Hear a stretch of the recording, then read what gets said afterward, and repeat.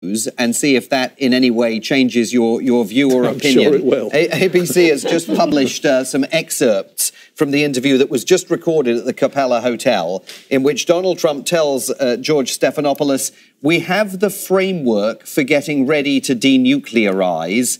He's denuking the whole place, and I think he's going to start very quickly. He really wants to do something, I think, terrific for their country."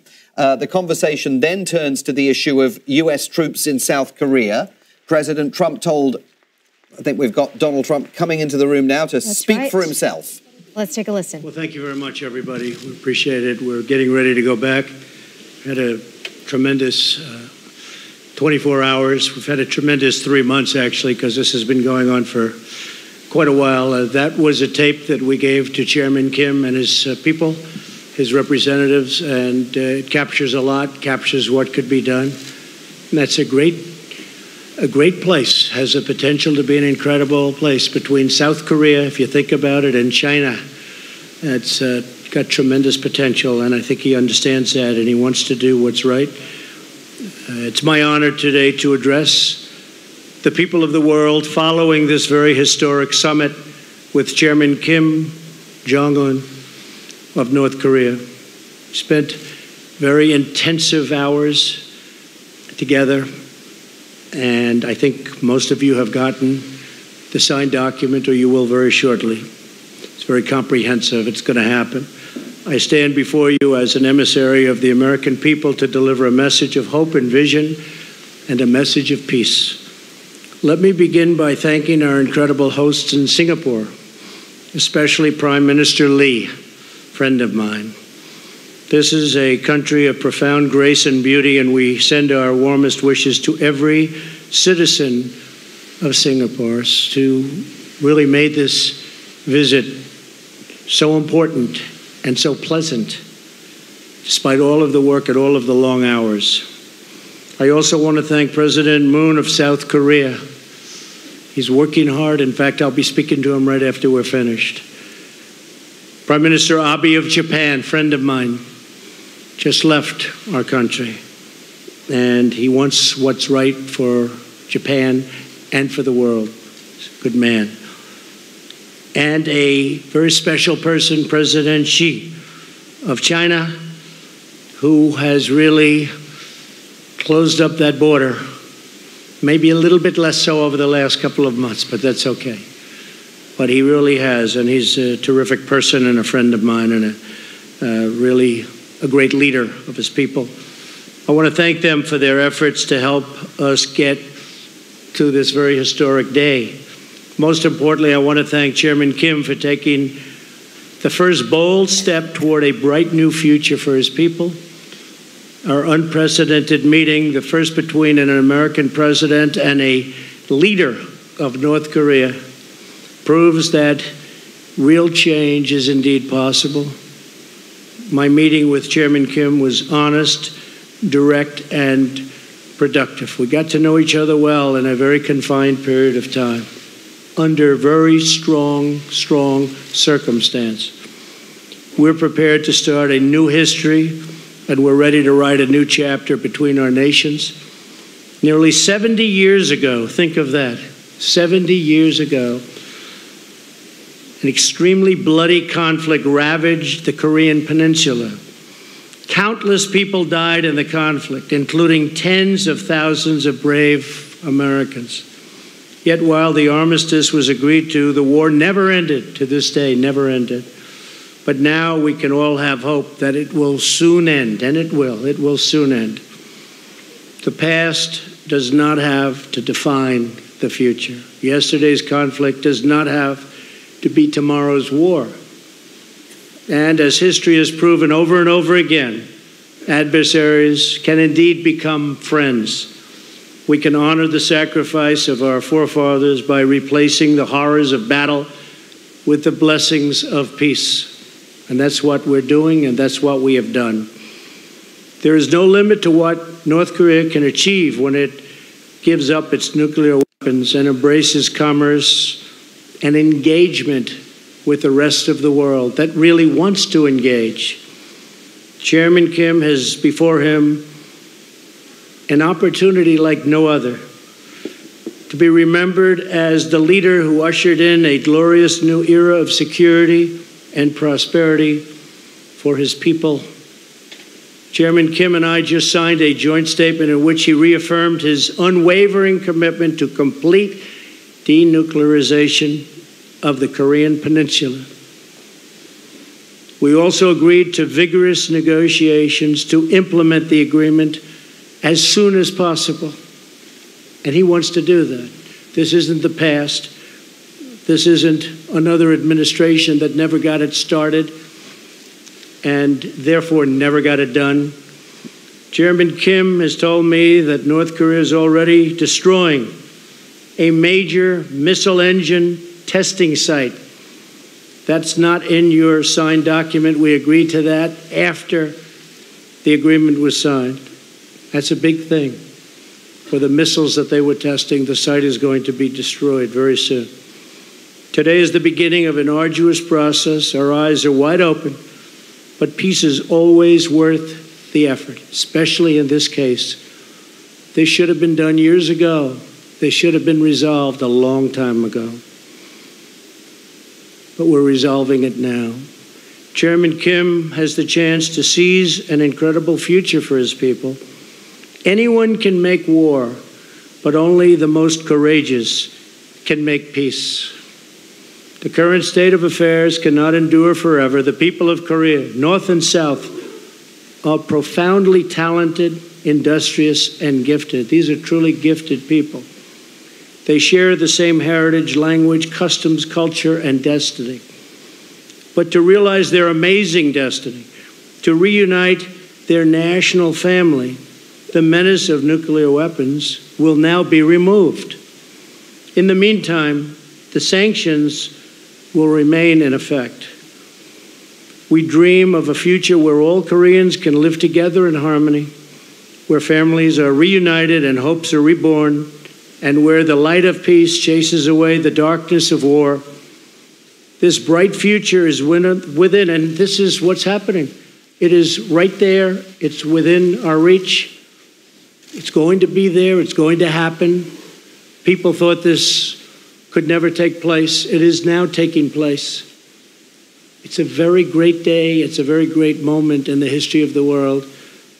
And Chairman Kim is on his way back to North Korea. And I know for a fact, as soon as he arrives, he's going to start a process that's going to make a lot of people very happy and very safe. So it's an honor to be with everybody today. The media, it's a big gathering of media, I will say. Makes me feel very uncomfortable. But it is what it is. People understand that this is something very important to all of us, including yourselves and your families. So thank you very much for being here. We'll take some questions. Wow. It's a lot of questions. Go ahead. Sure, go ahead. Thank you. NBC. Thanks, Mr. President. Two questions for you, if you don't mind. First, the man you met today, Kim Jong-un, as you know, has killed family members, has starved his own people, is responsible for the death of Otto Warmbier. Why are you so comfortable calling him very talented? Well, he is very talented. Anybody that takes over a situation like he did at 26 years of age and is able to run it and run it tough. I don't say he was nice, or I don't say anything about it. He ran it. Very few people at that age, you can take 1 out of 10,000 probably couldn't do it. Otto Warmbier is a very special person, and he will be for a long time in my life. His parents are good friends of mine. I think without Otto, this would not have happened. Something happened from that day. It was a terrible thing. It was brutal. But a lot of people started to focus on what was going on, including North Korea. I really think that Otto is someone who did not die in vain. I told this to his parents. Special young man, and I have to say, special parents, special people. Otto did not die in vain. He had a lot to do with us being here today. Okay, thank you very much. Mr. President. That second question for you, sir, was on the security. Second question, sir, on the security assurances you talked about in your statement. Can you be specific about what assurances you are willing to give to Kim Jong-un? Does that include reducing military capabilities? And just to follow up on your answer. No, we're not reducing anything. We're not reducing. At some point, I have to be honest, and I used to say this during my campaign, as you know, probably better than most. I want to get our soldiers out. I want to bring our soldiers back home. We have right now 32,000 soldiers in South Korea. And I'd like to be able to bring them back home. But that's not part of the equation right now. At some point, I hope it will be, but not right now. We will be stopping the war games, which will save us a tremendous amount of money, unless and until we see that the future negotiation is not going along like it should. But we'll be saving a tremendous amount of money. Plus, I think it's very provocative. Yes, John? Yes, John, go ahead. Oh, go ahead. I'm sorry. I thought you were John Roberts. I looked at you. You looked just much better, right? We're frequently confused, Mr. President. Yes. Mr. President, the joint statement does not talk about verifiable or irreversible denuclearization. Yeah. Is that a concession on the part of the United States? No, not at all, because if you look at it, I mean, it said we are going to, let's say here, it will be gone. I don't think you can be any more plain than what we're asking. Issues related to the establishment of the new U.S.-DPKR relations, the building. We talk about the guarantees, and we talk about unwavering commitment to the complete denuclearization of the Korean Peninsula. This is the document that we just signed. Did you discuss with Chairman Kim methods to verify, either with the United States or international organizations, that very process? And do you have a timetable Yes, we did. And we'll be verifying. That to us? Yeah, we'll be verifying. It'll be verified. How is that going to be achieved, Mr. President? Well, it's going to be achieved by having a lot of people there. And as we develop a certain trust, and we think we have done that, Secretary Pompeo has been really doing a fantastic job, his staff, everybody. As we do that, we're going to have a lot of people there, and we're going to be working with them on a lot of other things. But this is complete denuclearization of North Korea, and it will be verified. Will those people be Americans or international? Combinations of both. Agency people. Combinations of both. And we have talked about it, yes. Yeah, go ahead. Be nice. Be respectful. I'll be very respectful, sir. What did Kim Jong-un say to you to give you the confidence that for once in the history of North Korea, they are not cheating the system and gaming the world and gaming the people who will have to go in and make sure that they're actually giving up their nuclear arsenal? Yeah, I mean, very fair question. He actually mentioned the fact that they proceeded down a path in the past, and ultimately, as you know, nothing got done. In one case, they took billions of dollars during the Clinton regime, took billions of dollars, and nothing happened. That was a terrible thing. And he actually brought it up to me. And he said, we have never gone this far. I don't think they've ever had the confidence, frankly, in a president that they have right now for getting things done and having the ability to get things done. And he was very firm in the fact that he wants to do this. I think he might want to do this as much or even more than me, because they see a very bright future for North Korea. So you never know, right? We never know. But I'll tell you what, we signed a very comprehensive document today, and I think most of you have been given that document. But we signed a very, very comprehensive document, and I believe he's going to live up to that document. In fact, when he lands, which is going to be shortly, I think that he will start that process right away. I do. I can only say that I know him for really well. It's been very rhetorical, as you know. I think without the rhetoric, it wouldn't have happened. I think without other things going along, I think the establishment of a new team was very important. They have a great team, but I think he wants to get it done. I really feel that very strongly. There's John. I think, you know, you two guys look alike when the light is right on the hair is very similar. Let me see who has better hair. He's got pretty good hair, John. It's the angelic glow of the backlighting, Mr. President, that makes us look so similar. Of course, the denuclearization and nuclear weapons and biological weapons and whatnot is one problem. in North Korea. Another huge problem is the horrible record that they have on human rights. Was that discussed at all? Is that something that you will tackle in the future? Yes, it was discussed. It will be discussed more in the future, human rights. What was also discussed in great detail, John, was the fact that, we have, and I must have had just countless calls and letters and tweets, anything you can do. They want the remains of their sons back. They want the remains of their fathers and mothers and all of the people that got caught into that really brutal war, which took place to a large extent in North Korea. And I asked for it today, and we got it. That was a very last minute. The remains will be coming back. They're going to start that process immediately. But so many people, even during the campaign, they'd say, is there any way you can work with North Korea to get the remains of my son back or my father back? So many people asked me this question, and I said, look, we don't get along too well with that particular group of people, but now we do. And he agreed to that so quickly and so nice. It was really a very nice thing, and he understands it. He understands it. So for the thousands and thousands, I guess way over 6,000 that we know of in terms of the remains, they'll be brought back. The POW MIA issue clearly is a very important one for thousands, especially to a lot of people that are. But what do you, President Trump, expect Kim Jong-un to do about the human rights record regarding the North Korean people? Right. It was discussed. It was discussed relatively briefly compared to denuclearization. Well, obviously, that's where we started and where we ended. But they will be doing things, and I think he wants to do things. I think he wants to. You'd be very surprised. Very smart, very good negotiator. Wants to do the right thing. He brought up the fact that in the past they took dialogue far. They never were like we are. There's never been anything like what's taken place now. But they went down the line. Billions of dollars were given, and the following day, the nuclear program continued. But this is a much different time, and this is a much different president, in all fairness. This is very important to me. This is perhaps one of the reasons that I won. I campaigned on this issue, as you know very well, John. Okay, whoever those people are, I cannot see you with all the lights, but you don't look like either of the two. Yeah, go ahead. Sure, go ahead. Thank you, Mr. President. And first of all, congratulations. Thank you very much. Appreciate it.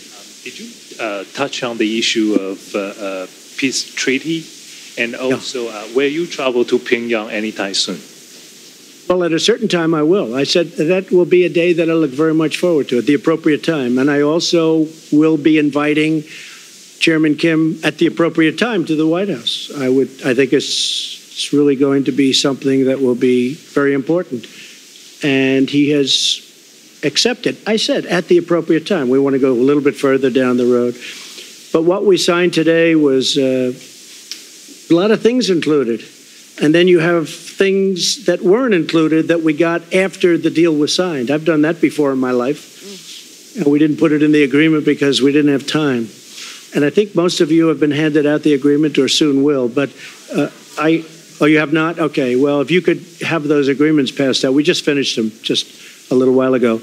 But if you could have the agreements passed out, well, you'll see what we're talking about. Yes, sir, go ahead. I will second the congratulations, President. Thank you.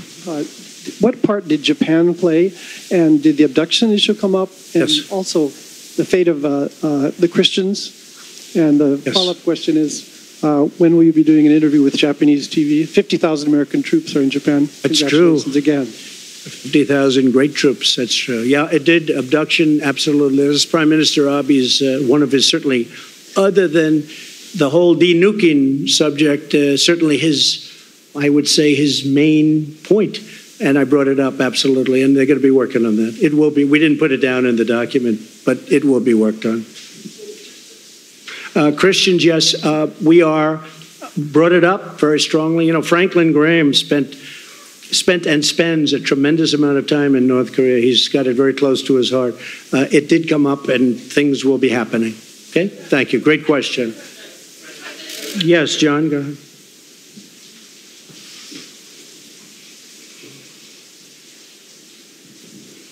Thank you, Mr. President. Thank you, John. Returning to the question of human rights, you spoke very powerfully on the issue during your State of the Union address. You showed that you had the defector in the First Lady's box with the crutches who escaped.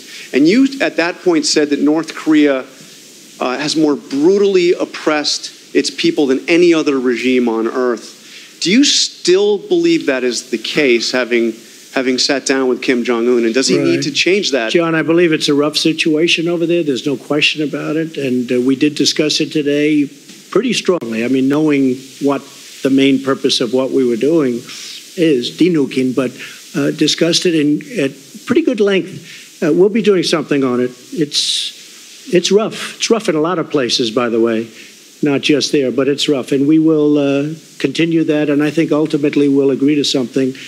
But it was discussed at length outside of the nuclear situation, one of the primary topics. But do you think that needs to change to bring on this glorious new era you've talked about? Are they going to have to? I think it will change, yeah. I think it probably has to, but I think it will. Yeah. Thank you. Thank you very much. Steve, that's you, Steve, right there. Yes, sir. Thank you. What timetable do you envision for their denuclearization? And in the meantime, are you thinking about easing any sanctions? Well, you know, scientifically, I've been watching and reading a lot about this, and it does take a long time to, pull off complete denuclearization. It takes a long time. Scientifically, you have to wait certain periods of time, and a lot of things happen. But despite that, once you start the process, it means it's pretty much over. You can't use them. That's the good news. And that's going to start very, very soon. I believe that's going to start very soon. We will do it as fast as it can mechanically and physically be done, Steve. And the sanctions? The sanctions will come off when we are sure that the nukes are no longer a factor. Sanctions played a big role. But they'll come off at that point. I hope it's going to be soon, but they'll come off. As you know, and as I've said, the sanctions right now remain. But at a certain point, I actually look forward to taking them off. And they'll come off when we know we're down the road where it's not going to happen. Nothing's going to happen. Okay? Thank you. Yes, go ahead, please. Thank you, Mr. President. Thank you. Congratulations on this historic summit. Thank you very much. Congratulations to everybody, by the way. Congratulations to everybody. You signed a document with Kim Jong-un. It's essentially a piece of paper. Yesterday we had a briefing from the Secretary of State, Mike Pompeo, and he said the following: many presidents previously have signed off on pieces of paper, only to find that the North Koreans either didn't promise what we thought they had or actually reneged on those promises. What makes this time different, Mr. President? Well, you have a different administration. You have a different president. You have a different Secretary of State. You have people that are, it's very important to them, and we get it done. The other groups, maybe it wasn't a priority. I don't think they could have done it if it was a priority, frankly. I don't think they honestly could have done it even if it was a priority. And it would have been easier back then. For me, it would have been much easier if this were 10 years ago or 5 years ago. And I'm not just blaming President Obama. I mean, this goes back for 25 years. This should have happened. I was given a very tough hand. I was given this. I was given the Iran deal and plenty of other problems. But we're doing really well. And the Iran deal, I have to be honest, I did it because nuclear is always number one to me. Nuclear is number one. But on the Iran deal, I think Iran is a different country now than it was 3 or 4 months ago. I don't think they're looking so much to the Mediterranean. I don't think they're looking so much at Syria like they were with total confidence. I don't think they're so confident right now. But I hope, with that being said, I hope that at the appropriate time, after these sanctions kick in, and they are brutal, what we've put on Iran, I hope that they're going to come back and negotiate a real deal, because I'd love to be able to do that. But right now it's too soon for that. Yes, Mr. please. President, you also talk about establishing diplomatic relations, exchanging ambassadors. How long before that happens? Good question. Hopefully soon, but we'll have to get things moving first. A little bit early for that. We have to get things moving. Yes, go ahead. Hi. clarify, when you said you're stopping war games, so Yeah. you are stopping the military exercises with South Korea? Yeah, Can we've you done let me know? exercises for a long period of time working with South Korea. And we call them war games, and I call them war games, and they're tremendously expensive. The amount of money that we spend on that is incredible. And South Korea contributes, but not 100%, which is certainly a subject that we have to talk to them about also. And that has to do with the military expense and also the trade. So we're doing that. We actually have a new deal with South Korea in terms of the trade deal. But we have to talk to them. We have to talk to many countries about treating us fairly. But the war games are very expensive. We pay for a big majority of them. We fly in bombers from Guam. I said it when I first started. I said, where do the bombers come from? Guam, nearby. I said, oh, great, nearby. Where's nearby? 6.5 hours. 6.5 hours, that's a long time for these big, massive planes to be flying to South Korea to practice and then drop bombs all over the place and then go back to Guam. I know a lot about airplanes. It's very expensive. So and I didn't like it. And what I did say is, and I think it's very provocative. I have to tell you, Jennifer, it's a very provocative situation when I see that, and you have a country right next door. So under the circumstances that we're negotiating a very comprehensive, complete deal, I think it's inappropriate to be having war games. So number one, we save money a lot. And number two, it really is something that I think they very much appreciated. Does North Korea give you something in return, though? Well, we've gotten, I've heard that. I mean, some of the people that, I don't know, maybe they really mean it. I don't always want to go against the press because I just don't, especially not today. This is too important. But I noticed that some of the people were saying that the president has agreed to meet. He has given up so much. I gave up nothing. I'm here.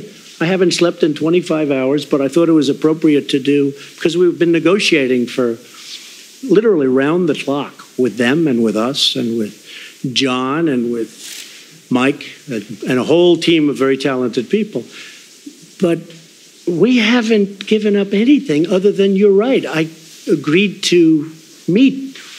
And I think the meeting was every bit as good for the United States as it was for North Korea. But I just wrote down some of the things we got. And they got a meeting. But only a person that dislikes Donald Trump would say that I've agreed to make a big commitment. Sure, I've agreed to take a period of time and come here and meet, and that's good. But I think it's great for us and as a country, and I think it's good for them. But what did they do to justify this meeting? Secured commitment for complete denuclearization. That's the big thing. They secured the release of 3 American hostages. They already gave them to us 2 months ago. These people are now living happily back in their homes with their families. And it was pretty rough for them, to put it mildly. Secured the commitment to recover the remains, including, these are of fallen heroes. And they're giving a commitment. They're starting it immediately to recover the remains. And I just went through how many people asked me about it. I was amazed, actually. So many people would ask me, is it possible? Is it possible? At that time, we had no relationship to Chairman Kim or to anybody else in North Korea. It was a very closed society. So we're getting the remains back. Secured the halt of all missile and nuclear tests.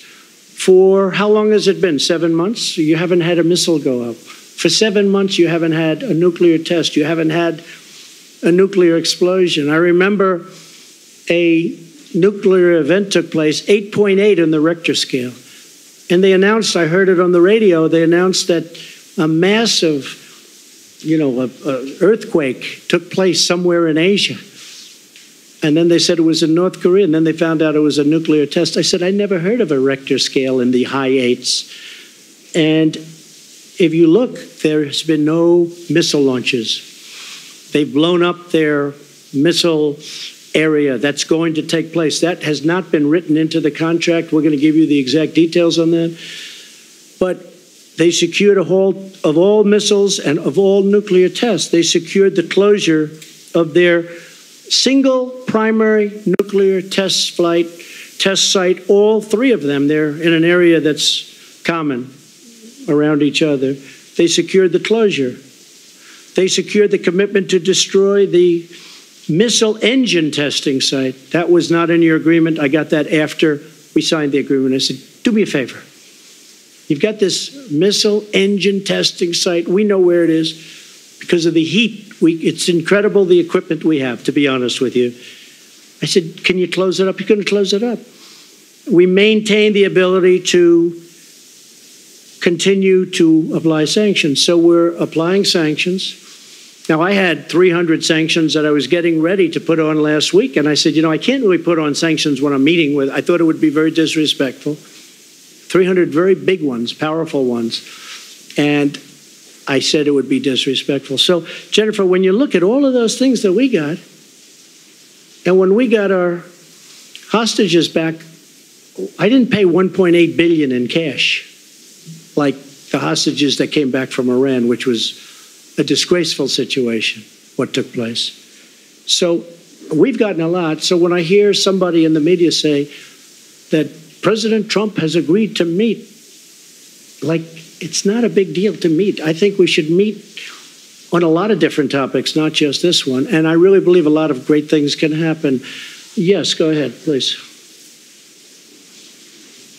Sir, you just listed off a lot of things that you say you got in this meeting. It wasn't too long ago, though, that you said you defined success of this meeting by North Korea giving up its nuclear weapons. Well, that's what they're doing. Well, can you talk about how sure, you... Sure, that's what they're doing. Well, I mean, I don't think Kim Jong-un for a complete, verifiable, irreversible I didn't honestly. And can you say why you didn't secure those details in this agreement? Because there's no time. I'm here one day. We're together for many hours intensively, but the process is now going to take place. And I would be surprised, Mike, if they haven't even started already. They have started. They blew up their sites. They blew up their testing site. So, but I will say, he knew prior to coming, this wasn't like a surprise. It wasn't like we'd never discussed it. We discussed it. Mike discussed it very strongly with his counterpart in North Korea. They knew that this was, let's say they didn't agree to that, I couldn't sign any agreement. There was no agreement that could have been signed. So they understood that. And it wasn't a big point today because really this had been taken care of more than any other thing because it was all about this. This has been taken care of before we got here. So when we brought that up today, you see the language, it's very strong. It's in the document. Yes, ma'am. Thank you, Mr. President. Could you talk about the military consequences for North Korea if they don't follow through on the commitments that you're talking about? Well, I don't want to talk. Yeah, I know. That's a tough thing to talk about because I don't want to be threatening. I don't want to be threatening. They understood that. And you've seen what was perhaps going to happen. And Seoul has 28 million people. We think we have big cities. You look at New York where it has 8 million people. We think it's a big city. Seoul has 28 million people. Think of that. And it's right next to the border. It's right next to the DMZ. It's right there. I mean, if this would have happened, I think, I've heard, 100,000 people. I think you could have lost 20 million people, 30 million people. This is really an honor for me to be doing this because I think, potentially you could have lost, 30, 40, 50 million people. The city of Seoul, one of the biggest cities in the world, is right next to the border. You once spoke about fire and fury. Is that no longer the case? Well, at that time we needed perhaps fire and fury because we could not have allowed that kind of capability from the standpoint of the United States. And certainly Japan wasn't going to allow it either. Japan is right next door. One more thing, Mr. President, could you tell us about the video that you showed before this? Yeah. When did you show that to Kim? What was the goal Today. there? Yeah. We had it made up by some, I hope you liked it. I thought it was good. I thought it was interesting enough to show. One in English and one in Korean. And we had it made up. I showed it to him today, actually during the meeting, toward the end of the meeting. And I think he loved it. They were given, we didn't have a big screen like you have the luxury of having. We didn't need it because we had it on a cassette and an iPad, and they played it. And about 8 of their representatives were watching it, and I thought they were fascinated by it. I thought it was well done. I showed it to you because that's the future. I mean, that could very well be the future. And the other alternative is just not a very good alternative. It's just not good. But I showed it because I really want him to do something. Now, I don't think I had to show it because I really believe he wants to. I think he wants to get it done. Yes, go ahead. How's Staten Island Ferry doing? Okay. He wrote the best story about me with the Staten Island Ferry, and after that, he's never written a good story. It's a long time ago, sir. I don't know what happened. It's a long time ago. Mr. President, it's been a busy week for you on the international stage. You're leaving this summit here in Singapore having determined that Kim Jong-un is a talented man. You left the G7 summit a few days ago in Canada having determined that Prime Minister Trudeau is weak and dishonest. What do you say to America's allies who worry that you might be jeopardizing our long-term alliances and who worry that you might be treating our historic friends as enemies and our historic enemies as friends? Well, first of all, I think it's a very fair question. I had a very good meeting with the G7, and I left the meeting, and I'll be honest, we are being taken advantage of by virtually every one of those countries, very, very seriously. Now, the United States, because of bad management at the top, because of presidents that didn't care about trade or didn't understand it or whatever reason, for many years, with China being obviously the most successful at it, but the European Union is second, 151 billion we lost. They were represented at the meeting. And we're being taken advantage of on trade. Canada does have very big advantages over us in terms of trade deficits. We have a big trade deficit with Canada. I was reading where, it's actually a surplus. Not a surplus. It's either 17, but it could actually be 100. You know, they put out a document. I don't know if you saw it. They didn't want me to see it, but we found it. Perhaps they were trying to show the power they have. It's close to $100 billion a year loss with Canada. They don't take our farm products, many of them. They charge what was 270%, but somebody told me the other day that a few months ago they raised it to 295% for dairy products. And it's very unfair to our farmers, and it's very unfair to the people of our country, the workers, the farmers, the companies. And we are not able to trade. They have tremendous barriers up. They have tremendous tariffs. So when I put in a countervailing tariff just to get us up a little bit so the balance isn't so much, it's like this. They said, oh, that's so terrible. I said, what's terrible? We have to catch you a little bit. We have to have a little balance. Even if it's not complete, we have to have a little balance. I say this with many countries. Anyway, we finished the meeting. Really, everybody was happy. And I agreed to sign something. I asked for changes. I demanded changes, and those changes were made. In fact, the picture with Angela Merkel, who I get along with very well, where I'm sitting there like this, that picture was we're waiting for the document because I wanted to see the final document as changed by the changes that I requested. That was a very friendly, I know it didn't look friendly, and I know it was reported like sort of nasty both ways. I was angry at her. Actually, we were just talking, the whole group, about something unrelated to everything, very friendly, waiting for the document to come back so I could read it before I leave. Anyway, I left and it was very friendly. When I got onto the plane, I think that Justin probably didn't know that Air Force One has about 20 televisions. And I see the television, and he's giving a news conference about how he will not be pushed around by the United States. And I say, push him around. We just shook hands. It was very friendly. Look, countries cannot continue to take advantage of us on trade. The numbers are out. Over the last couple of years, and over the last many years, but over the last couple of years, this country has lost $800 billion on trade with other countries, the biggest one being China. $800 billion, $151 billion with the European Union. They don't take our agricultural products, barely. They don't take a lot of what we have, and yet they send Mercedes into us. They send BMWs into us by the millions. It's very unfair, and it's very unfair to our workers, and I'm going to straighten it out, and it won't even be tough. Okay? Thank you. Go ahead. Go ahead.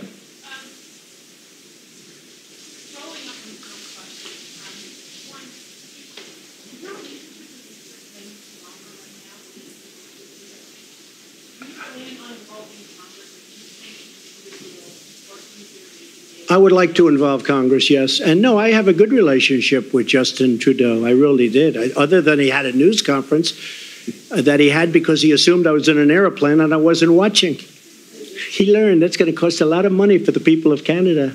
He learned, you can't do that. You can't do that. We left. We had a very good relationship. I've had a good relationship with Justin. I have a good relationship with all. I have a very good relationship with Angela Merkel. But on NATO, we're paying 4.2%. She's paying 1% of a much smaller GDP than we have. We're paying 4.2% on a much larger. We're paying for, I mean, anyone can say from 60 to 90% of NATO. And we're protecting countries of Europe. And then on top of it, they kill us on trade. So you just can't have it that way. It's unfair to our taxpayers and to our people. But no, I have a good relationship with Justin, and I have, I think, a very good relationship with Chairman Kim right now. I really do. I think, I hope it's good, because if it is, we're going to solve a very big problem. I think we've gone a long way to solving it today. Should we keep going for a little while? I don't know. It's up to the legendary Sarah Huckabee Sanders. Should we keep going, Sarah? Okay, we'll go. Well, I don't care. Hey, you know, it just means we get home a little later in the evening, right? Yeah, go ahead. Sure, go ahead. Go ahead. Hi, Mr. President. How are you? I'm nice, good. Nice From the Straits Times of Singapore. Welcome to the country. Thank you very much. I hope you enjoyed our food. Beautiful country, I did. I just wanted to find out, you described this as a process. What is the immediate next step? Is there some ongoing dialogue? Yes. We're getting together next week to go into the details. And that's our Secretary official Pompeo, level? yeah, next week with John Bolton and our entire team to go over the details and to get this stuff done. We want to get it done. He wants to get it done. We're also working very much with South Korea. We're working with Japan. We're working with China to a lesser extent, but we're working with China. And you're coming back to Singapore? I would come back gladly. Your Prime Minister was fantastic. We were with him yesterday. He's done a great job. It was very welcoming. It really probably made a difference, actually. It's a great place. Thank you very much. Thank you, Mr. Yes, ma'am. President. Thank you, Mr. President.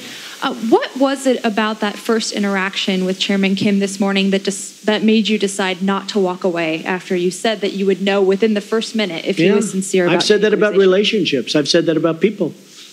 You know, in the first second, now I was generous, I said 5 seconds, but you know, in the first second, in some cases, sometimes that doesn't work out.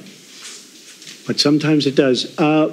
From the beginning, we got along. But there's been a lot of groundwork. This wasn't like we went and we started talking about, as you know, right? We didn't just come in and start talking about these very complex subjects that have been going on for 70 years. We've been discussing this for months. And, you know, once the rhetoric stopped, once they did a great thing. You know, North Korea did a great thing by going to the Olympics, because the Olympics, and President Moon will tell you this, the Olympics was not exactly doing great. People didn't feel like being bombed out of the opening ceremonies. You know, they weren't exactly selling tickets. And as soon as the chairman, Chairman Kim, said, let's participate in the Olympics, it sold like wildfire and was a great success as an Olympics. It was a great success. He did a great thing. But since that time, pretty much since that time, because as you know, a delegation came from South Korea who had just met with North Korea. They came to the White House. They told me lots of things, including the fact that they'd be willing to de-nuke. We have one of their great people here today, that they were willing to de-nuke. And once that started, we have been really talking about that from the end of the Olympics, when the whole delegation came to say various things, including denuking. If I may, a second question. In the document that you signed earlier today, North Korea agreed to commit to denuclearization. To borrow a phrase that you have used to criticize your predecessors and political opponents, how do you ensure that North Korea is not all talk, no action? Well, I think, can you ensure anything? Can I ensure that you're going to be able to sit down properly when you sit down? I mean, you can't ensure anything. All I can say is they want to make a deal. That's what I do. My whole life has been deals. I've done great at it. And that's what I do. And I know when somebody wants to deal, and I know when somebody doesn't. A lot of politicians don't. That's not their thing. But it is my thing. I mean, again, this really could have been done, I think, easier a long time ago. But I know I just feel very strongly, my instinct, my ability or talent, they want to make a deal. And making a deal is a great thing for the world. It's also a great thing for China, because I can't imagine that China is happy with somebody having nuclear weapons so close. So, China was very helpful. So I think he wants to make a deal. Can anybody be certain? But we're going to be certain soon because the negotiations continue. Okay, thank you very much. Go ahead. You mentioned that you have raised extensively the issue of human rights with Chairman Kim. I wonder what you would say to the group of people who have no ability whatsoever to hear or to see this press conference, the 100,000 North Koreans kept in a network of gulags. Have you betrayed them by legitimizing the regime in Pyongyang? No, I think I've helped them because I think things will change. I think I've helped them. There's nothing I can say. All I can do is do what I can do. We have to stop the nuclearization. We have to do other things, and that's a very important thing. So at a certain point, hopefully you'll be able to ask me a much more positive question or make a statement. But not much I can do right now. At a certain point, I really believe he's going to do things about it. I think they are one of the great winners today, that large group of people that you're talking about. I think ultimately they're going to be one of the great winners as a group. Yes, sir, go ahead. Go ahead. Yeah. Would you ever consider removing the sanctions without significant improvement in the human rights situation? No, I want significant improvement. I want to know that it won't be happening.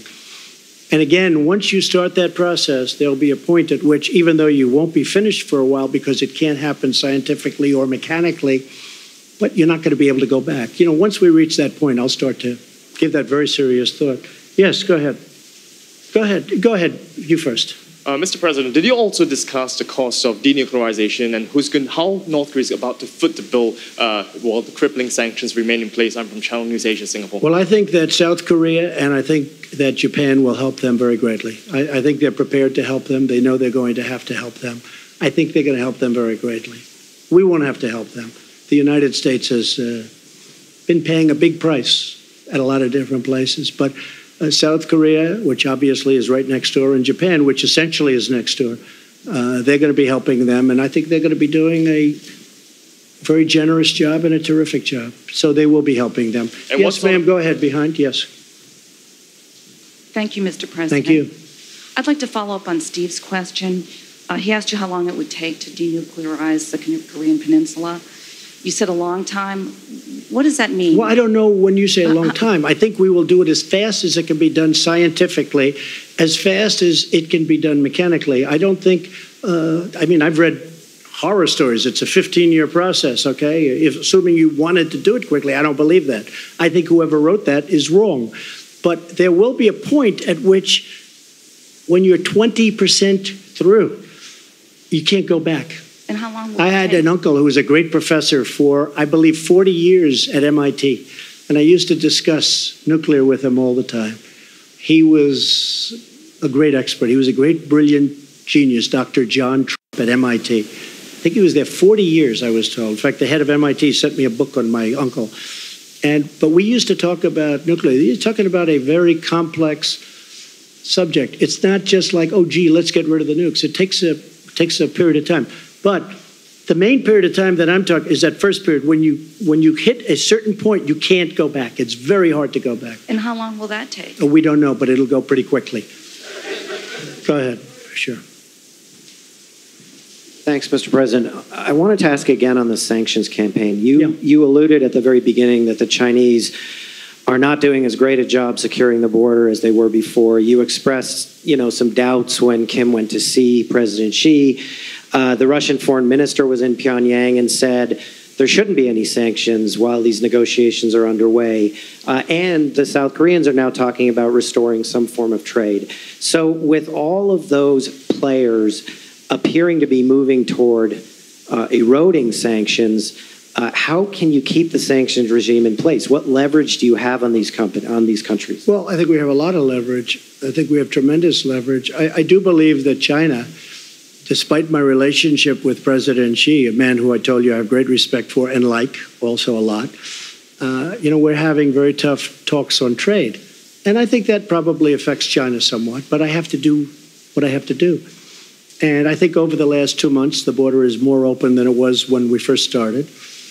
But that is what it is. We have to do it. We have a tremendous deficit in trade, commonly known as a trade deficit. We have a tremendous deficit in trade with China. We have to do something about it. We can't continue to let that happen. And I think that has had an impact on my relationship in terms of the border. I don't think it has a relationship. I don't think it affects my feeling or my relationship to President Xi, but when we first started, we weren't ready to go that route. And as we started preparing and getting ready to do that, I think that's had an impact on, frankly, the border, which is a shame. But I have to do it. I have no choice. For our country, I have to do it. South Korea will do whatever's necessary to get a deal done. If that means we can't trade, they're not going to trade. They're definitely not going to trade. If they think, and they would do this with our concurrence, if they think that they can do some work because we're very far down the line, we're actually very far. That document, when you read it today, that's far down the line. That's not something that just happened to be put together. This was done over months. And again, the rhetoric was important and the sanctions were important. I don't even know which one was more important. They were both important. Yeah, go ahead. President David Sanger of the New York Times. I was wondering if you could give us some sense of whether the Chairman Kim told you how many nuclear weapons he believes he's made, whether he's willing to turn those over first, and then whether in your mind you need to do more than was done in the Iran deal for actually dismantling both the uranium and the plutonium processes, and whether or not you had a sense that Chairman Kim really understood what that involves and had a timetable in his own mind of shutting that. Well, David, I can tell you he understands. He understands it so well. He understands it better than the people that are doing the work for him. That is an easy one. As far as what he has, it's substantial, very substantial. The timing will go quickly. I believe you'll see some good action. I mean, as an example, one of the things with the missile site, I think you're probably surprised to hear that was a throw-in at the end, the missile site. But I really believe, David, that it's going to go very quickly. I really believe that it's going to go fast. And it is a very substantial arsenal. There's no question about it. I used to say, maybe it's all talk and no action. But we have pretty good intelligence into that, although probably less there than any other country. You understand that maybe better than anybody in the room. Probably less there than any other country, but we have enough intelligence to know that what they have is very substantial. This is why, David, I always say that this shouldn't have taken place so late into the process. Wouldn't this have been better if it was 5 years ago or 20 years ago or 15 years ago and we didn't have to worry about not having a successful meeting like today? And I still love my first interview with you, David. I still have that interview, actually. Yeah, go ahead. Thank you. If there is a second summit, that's okay.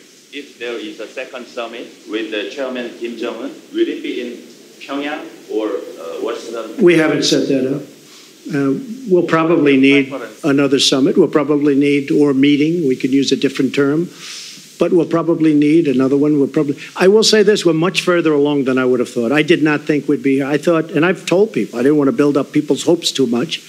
I told people, I thought that this would be a successful meeting if we got along, we developed a relationship, and we could have maybe gotten to this point in 3 or 4 months from now. But it really happened very quickly. A lot of that was because of the foundation that was, put down before we met. A lot of things happened very fast. We didn't have, as an example, bringing back the remains. That was not one of the things that was on our agenda today. I brought it up at the very end.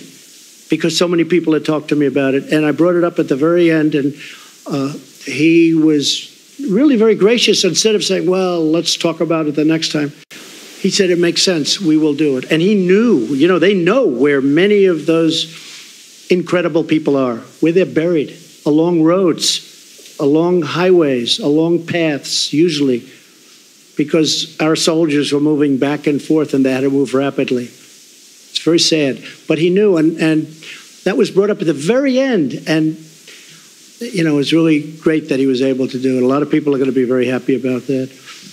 Yes, go ahead, please. Thank you, Mr. President. Thank you. Emerald Robinson, One American News. Congratulations. Thank you. Thank you for the nice way you treat us. We appreciate it. Really, it's very good. It's really beautiful what you do. Go ahead. So you And now I'll probably get this killer question. Well, I do want to talk about the future of North Korea. It's all right. Specifically, the people are. Kim Jong-un is saying he's wanting a brighter future with prosperity for his people, yet we know they've lived under oppression. You showed him this video of what the future could be like, but do you have an idea specifically of the model that he would like to go towards? Economically, is he open to more economic freedom? It's a good question. So you saw a tape today, and that I think was done really well, but that was done at the highest level of future development. I told him, you may not want this. You may want to do a much smaller version of this. I mean, you're going to do something, but you may want to do a smaller version. You may not want that with the trains and the everything, super, everything, the top. And maybe you won't want that. It's going to be up to them. It's going to be up to them. It's going to be up to the people what they want. They may not want that. I can understand that too. But that was a version of what could happen, what could take place. As an example, they have great beaches. You see that whenever they're exploding their cannons into the ocean, right? So I said, boy, look at that. Wouldn't that make a great condo behind?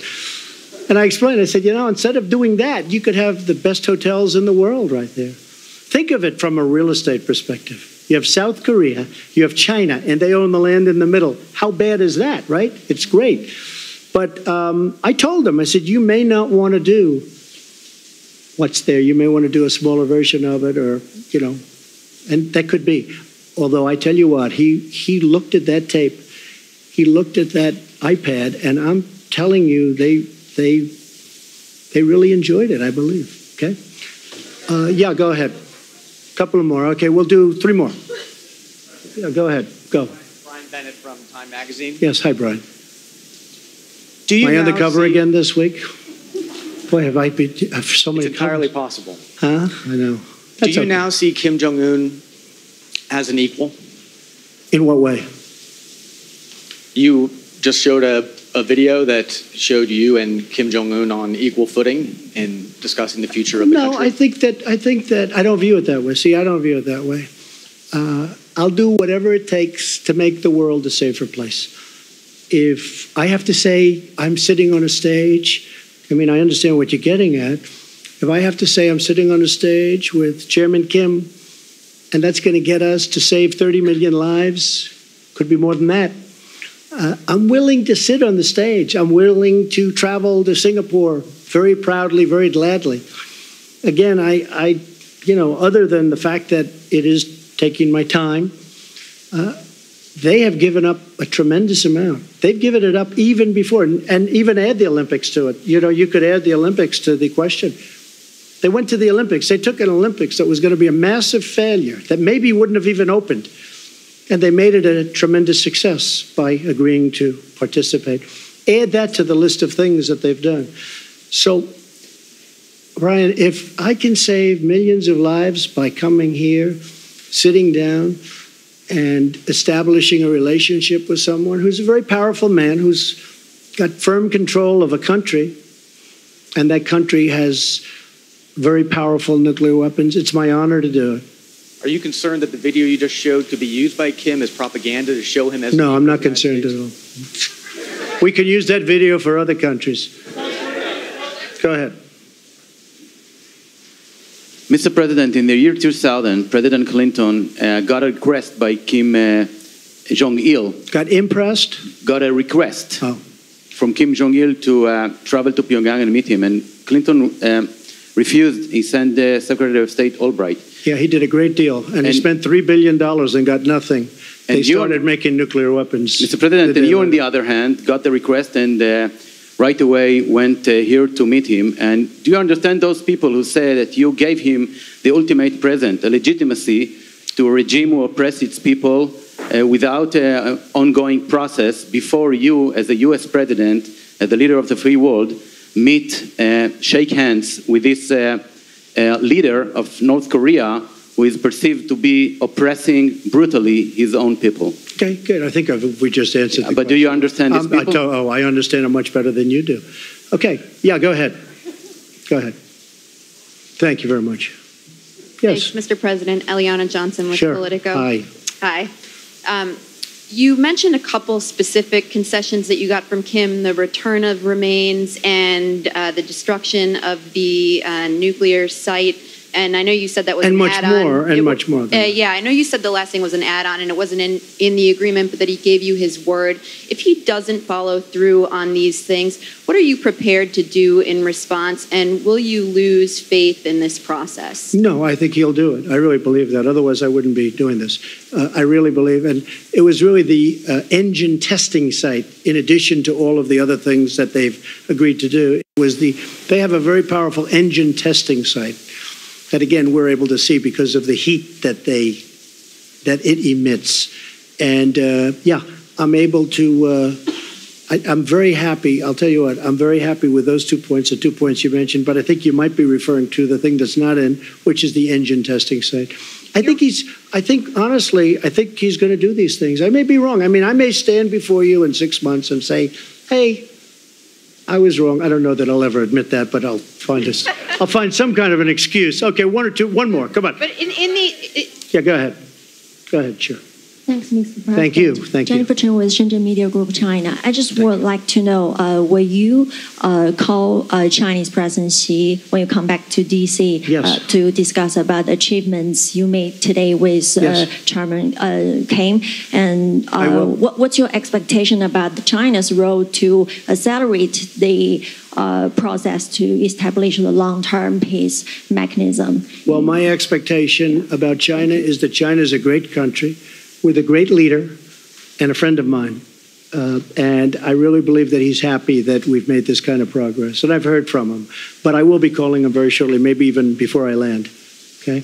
And I have to say, and the United States is a great country. And we have set records economically, over $7 trillion in net worth addition to what we have. And we are almost twice the size, the economy of the United States. Nobody talks about this because you do hear a lot about China, rightfully so. But the United States now is almost twice the size of the economy of China. We have a great country and we're on a correct path. Okay, one more, that'll be it. Oh, South Korea? Where's South Korea? I think you deserve, go ahead, go. You deserve one, yes. You deserve one. I've got two questions for you, Mr. President. First, you mentioned earlier that you're going to talk with South Korean President Moon Jae-in over the phone. What do you plan to discuss with him? I just want to tell him about the meeting, very successful, and he'll be very much involved in the final negotiation. He's a very, very fine gentleman, also a friend of mine, and I look forward to speaking to him. He'll be very happy when he hears about, I've already sent word to him about what happened. I sent the document to him, actually, and all of the details behind the document.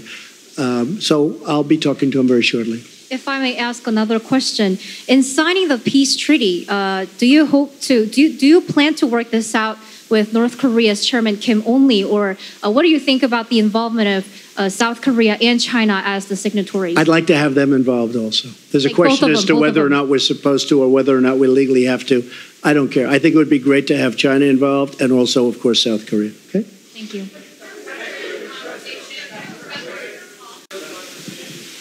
What?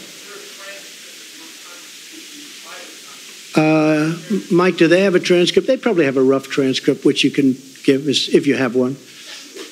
No, they didn't record it. I don't think they recorded it. Are there any recordings of it? I wish there were, because it is interesting stuff. Say it. I don't. We probably have some notes or something, but they have actually detailed notes, I would imagine. But we had a great conversation. It was a very heartfelt conversation.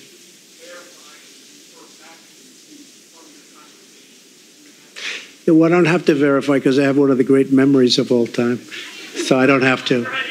Okay. Okay.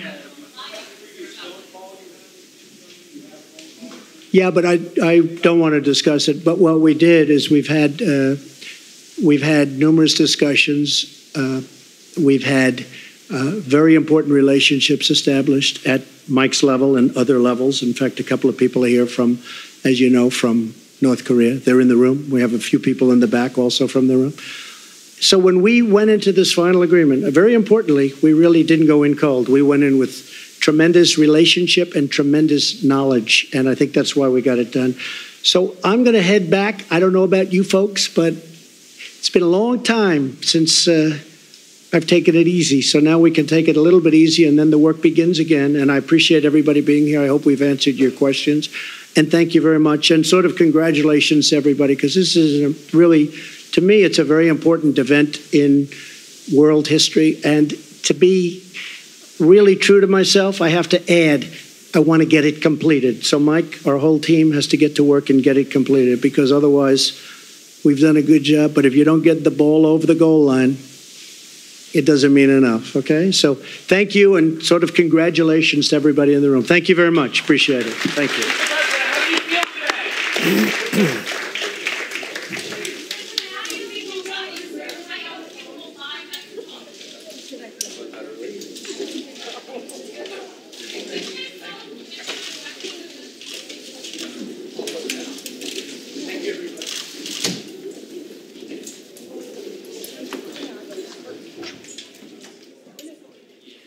Well, there you have it, the mother of all pressers, where President of the United States, Donald Trump, fielding questions from international and domestic reporters for over an hour. Here's a quick recap of what went down. U.S. President Donald Trump has described the meeting with the North Korean leader as productive, direct, and honest.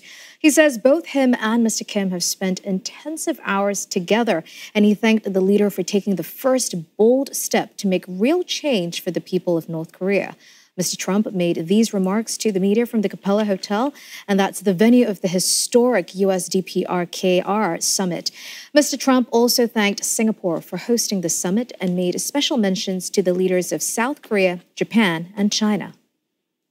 Most importantly, I want to thank Chairman Kim for taking the first bold step toward a bright new future for his people.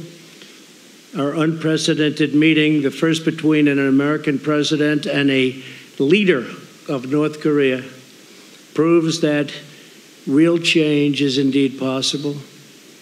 My meeting with Chairman Kim was honest, direct, and productive. We got to know each other well in a very confined period of time, under very strong circumstance. We're prepared to start a new history, and we're ready to write a new chapter between our nations.